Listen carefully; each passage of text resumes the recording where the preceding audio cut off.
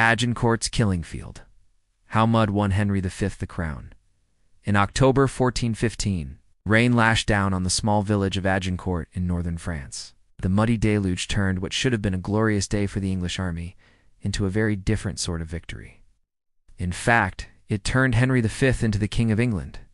But how exactly did this happen? To find out, we need to get up close and personal with some real medieval mud. See? This isn't just any old mud. It's supercomputer-generated, real-time interactive mud. And that means as the rain falls, you can see how quickly the soil's viscosity changes as it absorbs more and more water. Now, the French army was made up of about 6,000 men, a quarter of which were mounted knights in heavy armor. Their job was to come thundering down the hill and absolutely wreck the 2,000 or so English infantrymen. But as we've seen before, a knight's armor weighs about as much as a small car, meaning they aren't exactly light on their feet. And now, thanks to Henry's long-range artillery, those knights are having to pick a very specific path through the battlefield to even have a chance of making it to the English lines intact.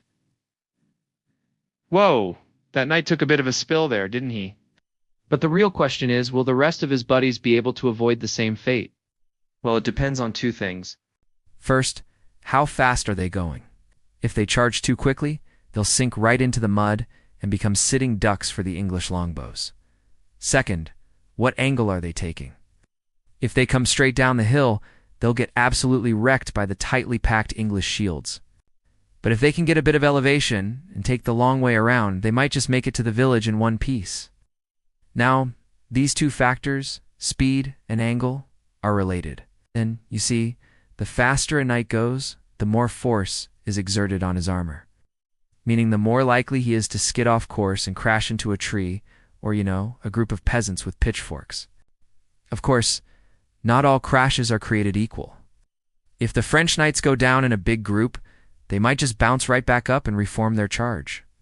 But if they get spread out, the English archers will have an even easier time picking them off one by one. So when you're knee-deep in mud and charging a hillside, it's really important to keep your momentum high and your formation tight. Easier said than done, right? Well, that's why you're here, General. So good luck out there. And hey, thanks for watching. Now check out this video on how to become a medieval blacksmith, or this one on the history of samurai swords.